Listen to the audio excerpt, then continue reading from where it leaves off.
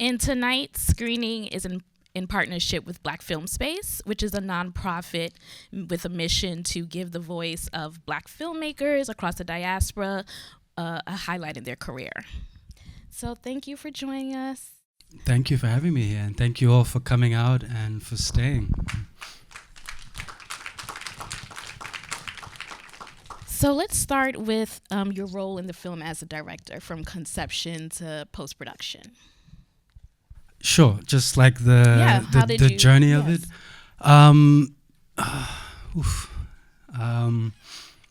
To go back, I would have to start with childhood, because it's a film that I've had kind of visions of and ideas around since I was a kid. And this is very much a history that's very close to home. We grew up with the stories about the colonial history, which is over 100 years old. So in a sense, it's very old. It's like a few generations, but for my family, it's a lot closer than that. My father was raised by his great aunt, and she was involved in that conflict. She was shot in the war, and she's very much the person who raised him and gave him like basic wisdom teachings and kind of set his moral compass. So we grew up with these, you can call it like an oral history, like these stories that are very distant, because at the same time I grew up like a city kid. So in a sense, it seems far removed, but it's not. And I was interested in that, in the sense that how do you try and tell a story about a history that haunts, that is like, it lingers, it gets under your skin. It's not necessarily present and in your face all the time, but they're like these echoes. So that's kind of the genesis, or the origins. And then sort of more specifically, I started developing a script around 2018. I was also doing, in the beginnings of trying to do a PhD that was looking at haunted sites. It was going to be like a kind of, I'm still somewhere in the PhD now, don't ask me how far I am, but like... well, you've been busy, so... Yeah, no, and well, but that's also maybe interesting in itself, that I felt compelled to do a creative exercise rather than to just do something that was theoretical. So I kind of stopped the academic work and I started doing this. But the academic work was, in a sense, looking at haunted sites, looking at sites of memory, sites of trauma in Namibia related to this history, where, you're told, I used to live in a neighborhood called Auckland Park. It's a part of Windhoek. And you hear these stories of, okay, that tree was actually used to hang people like 100 years ago. And you're like, oh, but there's a mall over here and there's some houses over here. And you don't really interpret and see the neighborhood in that way, but once you do, you can never see it in the same way. So that's kind of what happened, and I started to kind of look at places that on the surface seemed neutral or ordinary, but there were these really violent histories sort of buried just underneath. And so that's what drove and motivated me, and I think then there was this idea to write a script and to try and develop a character that could move through those spaces in an interesting way. And then that's kind of how then I started to play with genre, and I started to feel, well, it would be cool to have like a detective, because, kind of to scratch underneath the surface and to investigate and to try and play with genre and even film noir a bit as a way into having these conversations about these issues. And then to sort of also try to subvert that a bit and to play with people's expectations. So that's sort of the journey of how things sort of developed and the intentions around the film. Yeah. And you mentioned the hanging of the trees, so let's get into the title. As soon as I saw the title, I immediately put the correlation to Billie Holiday's Strange Fruit. Yes, yeah. And so did you know from the beginning that this was going to be the title, given the concept? Early on, it was a title that kind of stuck. Some people had a problem with it. They were like, why not next to the hanging tree, or why not the hanging tree, or above the hanging, I don't know. But yeah, it was, and I know particularly here in America that means something. That means, and like you rightly said, you have these, it immediately brings up like that song or the legacies of hangings here, for example. So it's a very specific thing, I think, and we're aware of that. We're aware of that. We wanted to sort of make those connections as well. Yeah. And for anyone that may not be familiar with Billie Holiday's "Hanging Fruit," it's a song that was very big during civil rights, and that she talked about down south how the trees bore strange fruit, and the strange fruit were the bodies of our ancestors that were lynched. So just want to share that context in case anyone didn't know. But was there something? This was actually a very educational film for me because I wasn't aware of the neocolonialism with Namibia, and it reminded me a lot of the apartheid with South Africa, and I mean the neocolonialism as we know now with everything going on in the world, like you said, even though it's distant, it's still relevant because a lot of that is still a part of what's causing all the wars in the world. So was there something in particular you wanted to highlight about the relationship with Namibia and Germany here? With Namibia and Germany, well, highlight in a sense that that's the context, that's the backstory. Namibia was a German colony, of course, from the late 1800s until the early 1900s, and that culminated in what is kind of recognized, or kind of, right, recognized as the first genocide of the 20th century, the Herero genocide, and we estimate that up to 60 to 80% of our Herero population was killed. It wasn't just a Herero genocide. There were a huge segments of the Nama population in the south of Namibia as well as, the Germans didn't distinguish and ask you what tribe you were when they pulled their guns. So there was also a large section of the Damara-speaking population in Namibia that was killed during this war. So that's a legacy that we grew up with, and then of course Namibia had then the honor of being colonized again, in a sense, if we're going to use that word, by South Africa. So Namibia then became a mandate of the British, and the British kind of gave Namibia over to South Africa to be administered by South Africa after World War I. So we kind of got it twice, kind of doubly. In fact, I was talking to a colleague who was actually reminding me that you shouldn't just talk about South Africa and Germany. We're also a British colony in a sense. So we've had 3 colonizers in about 150 years. So we know a lot about colonialism. So yes, Namibia was very much the front line for apartheid and for the resistance. So a lot of the resistance to apartheid South Africa happened in Namibia, the so-called border war, which is what the South Africans called it. But we had an armed struggle in Namibia, which was launched in the 1960s, and that led to Namibia then breaking free and becoming independent and having our first free and fair elections in 1989. So that's the history, and then that, of course, then lays the way for South Africa to do the same. So we're very much have this strange relationship with South Africa because we were a part of South Africa for a long time. Yeah. 1989 is very recent. A lot of us in here were born in 1989. Yes. And if you weren't, please don't say anything. And why did you choose to go with a female protagonist? I know you said you wanted to do a detective, but was there a thought that female or male, or this just felt like what was right for you? I was watching a lot of Nordic noir. Yeah, and I just thought that would be more interesting, and to follow a female protagonist, but particularly just playing with, I think early on it felt, again, this idea of the detective story and having a police officer. Because actually, for me, the politics and the history and the violence was all sort of context, and I'm very interested in people. I'm interested in the individual. And also as a solution maybe to how we deal with this stuff, if you will. So why not center somebody young-ish? I'm not young anymore, I don't know, but she might not be that young, but But yeah, somebody who is trying to make sense of the past, sense of the violence, and also sense of their own tradition and culture, cultural influence, and reckoning in the midst of all that modernity, so-called colonial and historical violence.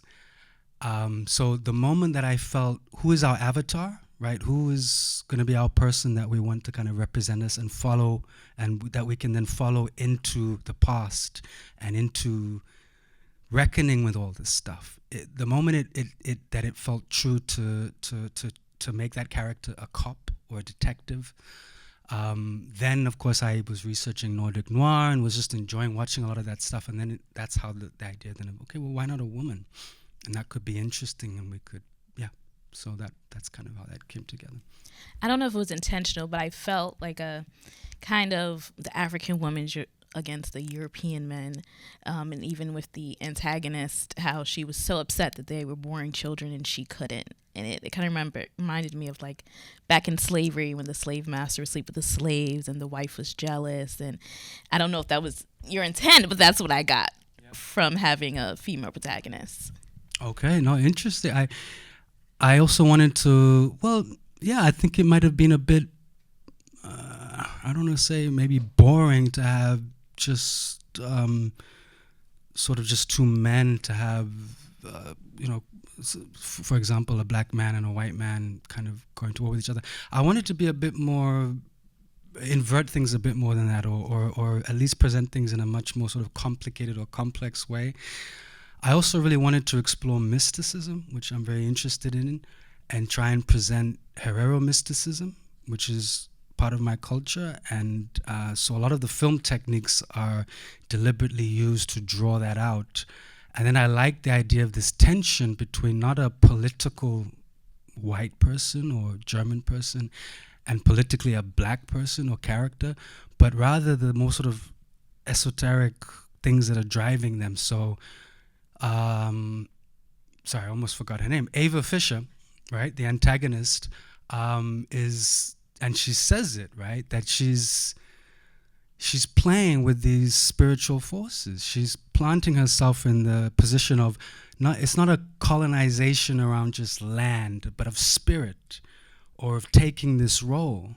And then she's challenging and saying, but your people were weak, or you didn't play up these roles succinctly or sufficiently. So I am the mother. I am the tree, right? I'm wrestling with all these sort of spiritual forces that make up the world, and then to play on sort of the creation themes that are then threaded through that. So the lines, the things like, I couldn't be a mother. I wanted to be a mother. And that was, of course, always, again, Nordic noir. That was always the issue that the protagonist has, is that she's wrestling with trying to be a mom and be a cop and solve crimes and live in a functionable way in our kind of wild, crazy contemporary world. So I wanted to sort of maybe play up some of those tensions and things a little bit, and that's how that sort of came together. And you mentioned how you played with like the elements. One thing I noticed was how bright the lighting was outside. So someone agreed. Someone said, mm-hmm. So how did that play into the storyline and the type of camera you used, and to really portray what you were looking for, the feel? Namibia is really hot and really bright, so I wanted to try and exaggerate that a bit and use that as a character a little bit. That is very oppressive, like the colonial white supremacy is so oppressive. No, it's blinding. Because if you've ever been to that part of the world, it's like that. So some of the aesthetics and the techniques were certainly, again, playing up sort of slow cinema and transcendental cinema influences to try and create an uneasiness, but also just to try and be true to what Namibia is like, because it's not just that I'm being an asshole filmmaker and drawing out the shots and the takes are so long, but that's what Namibia is like. It's really slow, it's really bright, it's really hot, and I'm trying to sort of also find a cinematic language that reflects that a little bit. I certainly felt it. I haven't been to Namibia, but I am Bajan. So when I go back to Barbados, I'm like, has it always been this hot? And the days feel like they drag, and Yeah, it's just yeah, long. And by 8 o'clock, I'm exhausted, even right, though I've done nothing all day. right. But Yeah, and I got that from the film. It was like it feels hot. yeah. I It mean, and feels that's hot. that's an energy I wanted to try and kind of recreate, because if you're of course telling a story from New York, and whether it's a Woody Allen or a Spike Lee, or all the sort of diverse different New York voices, you have that energy. It's New York. And I also started making films deliberately, trying to work against some of the expectations and the aesthetic rendering of us, which is Africa is bright and it's city of God, shaky handheld camera, and there's somebody playing the drum for no reason, and it's like this. Do you know what I mean? It's like Africa is that energy and that brightness, and I'm like, and yes, some of it is like, which part? But Namibia, and some of Namibia is like that, but Namibia is also slow and hot and like overwhelmed. Everything is f-stop, 11 or whatever. It's like so bright, right? So that seemed interesting. And then also I think that's how people feel inside. It's like how, the aesthetics were also trying to draw out, I think, people's moodiness and their sort of inner state, as well as just, the sort of kind of surface level exotic Africa that people are usually used to seeing. My beef always traditionally was that, yeah, like when we see stories of Africa, it's planet Africa, like a friend of mine used to say. You have history, and you have film, and then you have African film, and thank God you have festivals like this that, challenge that, we just get to see different things. So I felt a lot of filmmakers or audience perhaps were less interested in seeing films that centered people's inner states, rather than just, we're always running from a war, it's a disease, it's crime, it's like, it's always outer things, but what's going on inside? So that's why we can talk about genocide, we can talk about colonialism and the film, and who did the crime and who solved it.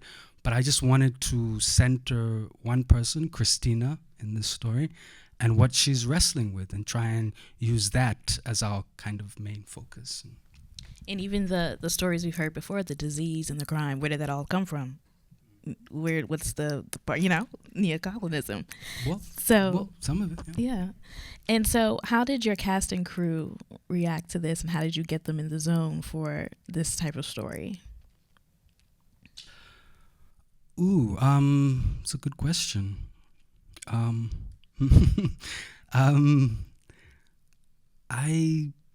not sure. I don't know. We have a very small film community in Namibia, but it's and a lot of times you'll hear people talking about, that we obviously want the industry, our film industry, to grow and stuff. But I think it's quite. I was just gonna say this quickly. I think it's quite a big deal that for a country. Remember, Namibia is 2 million people, right? So our population's like Manhattan or something, in a country the size of, or bigger than California. So it's a very small space, but the fact that we even are making films, or even have a film commission, is something that we should be proud of. And I'm maybe showing my age, but I remember in the early 90s when there was nothing going on, or not, we didn't have the same kinds of opportunities and things, and I couldn't conceive that I'd be sitting here with you fine people, like showing a film. It's very hard to conceive of. So I don't know. I just begged and tried to inspire people to take this little adventure with me in terms of making the film, and in terms of. But I had an amazing cast and crew who, like I'm saying, there are very few filmmaking opportunities in Namibia, who were all just extraordinary. They were all incredibly giving and committed. And I think people were also very inspired to try and tell this kind of a story. Often we do get film opportunities, but usually it's carrying gear on Mad Max, or, there's been like a few high profile Hollywood films that have shot in Namibia. And then there was actually quite a big budget German film about a German protagonist wrestling with the genocide, that I know people who worked on the film back home. And that's a very different kind of film to make, and from a different perspective. So there was an excitement to be telling this story from our perspective somewhat, because it's very rare for us to scrounge up the resources to do that. So it'd be, you would have $100 million film come in from Germany and tell this story. We made ours for like 60,000. Do you know what I mean? So it's still a new thing to even just have the power or the ability to actually tell our stories, as we say. That's still something we need more of.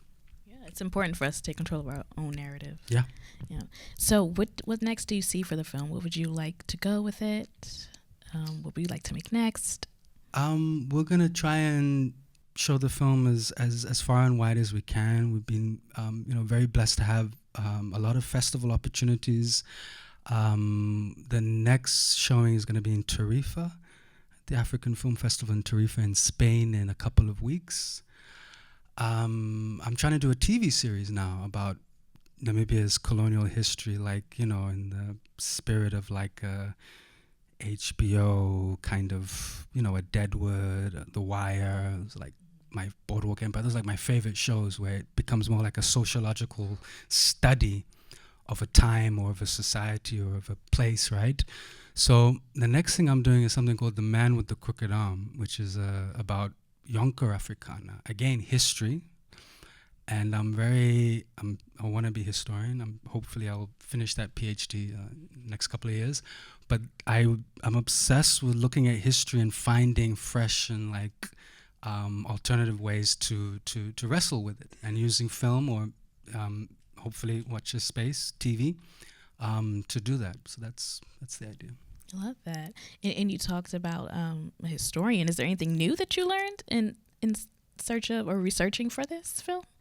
Or did you just rely on the oral history of your family? Yeah, I mostly just...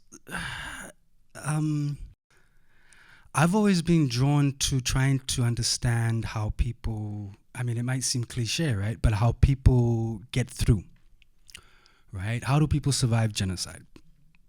And what I've found is extraordinary. Like the resilience in my people, the grace, like how and why were some of the people in my family and community the way they were, where they had gone through the apocalypse and have every excuse and reason to not be able to live, and at the least be a little bit grumpy and resentful, but they're not.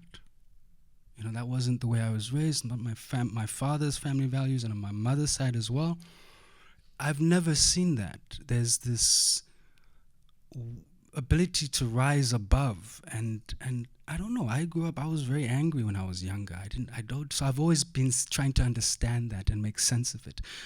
So that's been the greatest gift, I think, is actually seeing there are very specific wisdom teachings, clan systems. We talk about the Mbandi clan in my family, or the Ovashurure in my uncle's side of the family, where they'll tell you that we have a tradition where we are tasked to oversee and maintain peace and bring balance. And these are like, when you start to research it, you see that these are traditions that stretch way back, pre-colonial. And that's what fascinates me, because, you have, how do we move beyond? And so I've been fascinated by what I've uncovered in that sense, like mining and tapping into some of those things, and also seeing how rich Herero mysticism / religion is. The Herero people, that's the character in the story, she's from that tribe and community and culture, so is my family. But they're like the concepts of God. Like when people tell you that Africans worship, we only have an ancestral tradition, or we only worship elemental forces. And then I researched the stuff, and I'm like, in our tradition, we center the holy fire. So the fire is a big thing in my culture. And that's why you see it in the film. It's also used strategically throughout the film. But then you get taught the reason why we have the fire is not because we worship fire just because it's fire, but it's the burning bush of Moses. So it's like, wait, what? But I thought I thought monotheism is a European or Middle Eastern thing, because y'all Africans, surely you can't take the religion of the colonizer, even though Christianity was and Judaism were operative in Ethiopia and East Africa, and Kush and Ghana and other places for many years before they became dominant in Europe. That's a sort of another story we could pivot to. But so becoming aware of those things, seeking and finding unity in those ways, and saying, oh, that's interesting that there are things in my tradition that speak to both, that are both about, that center both, say, an ancestral tradition, but also are influenced by monotheism or Christianity or Judaism. That fascinated me. And again, opened up all sorts of portals, which I'm exploring now in research, but just about in terms of like who we are and where we come from and why we have these certain traditions and how they've sustained us through the darkest of times. That has become like a fascinating project for me. Yeah. And that's why it's so important to tell our stories, because Yeah. we were told something else. That's right, yeah. So will we be doing questions from the audience or no? Okay, so in the last few minutes, we can take a couple questions if anyone would like to ask. I saw your hand first. Beautiful film, very Thank you. important in the scheme of things that's going on presently in the world and certainly in the past. My question is, I know Germany and Namibia was in a big world legal battle around reparations to, like they gave to the European Jews over in Europe and in Israel. Did they ever settle on giving those reparations to the country of Namibia for the first experiment of genocide on an ethnic group in the world, at least in Africa? Thank you. It's an important question. No. There was a court case that was filed initially by Chief Ruako maybe 20 years ago. Recently, there have been ongoing negotiations between the German government, Namibian government. Some of it's been contested because some of the tribal, so-called, traditional groups, Herero elders and chiefs have felt not included because it's head of state to head of state, it's government to government. From my understanding is that they've reached a deadlock. There was things that were proposed, figures, and from our side there was a challenge and a questioning of the approach and the figures, the amount of money, and how the apology is phrased, because there's all this stuff around a sensitivity around the use of language, because if you use the G word, it opens up the floodgates and everybody's going to be asking for money, right? So I get that impression from Germany, but also from, I think a lot of other European countries are nervous about what happens if they set the precedent and they do it. It's difficult, it's very disempowering because it's a political thing. And that's why I'm really trying to do this, because it feels like we're sitting around waiting for our heads of state to tell us that things are cool now, or that we have resolve, or we have resolution rather. And I think that's dangerous if we're kind of waiting. I think reparations could be extraordinary, could be great, and it's certainly deserving. But I'm always mindful of this, of the putting all our energies in a political solution. So I think that's why I wanted to make a film and look at like what's going on in the mind and the heart a little bit of like one person who's wrestling with some of this stuff. At the same time, and some of our people have complained, they've been like, yo, 6 billion is not enough. But if I take you to my family's village, you'd be like, do you know what we could do with 6 billion? I just want somebody to come and paint our school in the village, which is run down in Okanjira, where my family's from. That would be great. You know, I don't need every German to apologize to me, or I don't know what this, you know. It's ongoing. It's ongoing. Thank you. And next, I think. That was my question. Okay. Richard, yes. Hello, my name is Ethel Drega. I'm a Cameroonian American, so I definitely understand the protagonist and the double whammy of double colonization, as well as just navigating in a third culture and just being a young woman in general. My question is, nature and its elements have been a tool in intertwining the pieces of your story together. Can you talk about some of the occurrences during the making of the film that confirmed its fate, as well as I noticed that it was a dedication to one of the actors as well? Confirmed its fate. Yes. The fate of the film. Yeah, how it came together, because lots of nature involved. Okay. Came natural. Okay, no, thank you. Just trying to make sure I understood it. And yes, to Cameroon, I mean, we could be related because they sent many of us Herero up to Cameroon. And, you know, we always used to claim Samuel Eto'o because he kind of looks like a lot of people in my family, actually. It was a very strange film in terms, you want to start, the spirits, the ancestors got involved. Like, there was some very strange things happening. I was like running back up between the set and hospital because I was really ill at the time, and I was getting MRIs, and my heart slowed down while we were filming, and I developed a condition. I don't know why, but that's what happens if you try and make slow cinema. Be careful how life and art and like, what the fuck. But yes, sadly, the actor David Njavera, who played Cornelius Karunga, the film opens with him at the fire. He passed away while we were filming. It was very tragic from COVID. We filmed this in 2021 during the pandemic. It was an extraordinarily difficult film to make, personally, emotionally, mentally, spiritually, and the way that life and art, like this, the way they imitate and wrestle with one another, there were these things that just still give me shivers. Like, at the time, the late Herero chief, Reiki Rukoro, who's also a distant uncle, was speaking publicly, very upset about these reparation negotiations and what was going on. So in short, I remember him saying something, and this is also where we're in the middle of like one of our COVID waves or whatever, and he said something like, "We are willing to make a deal with the devil," I'm paraphrasing, to get what we want. And he was dead the next week.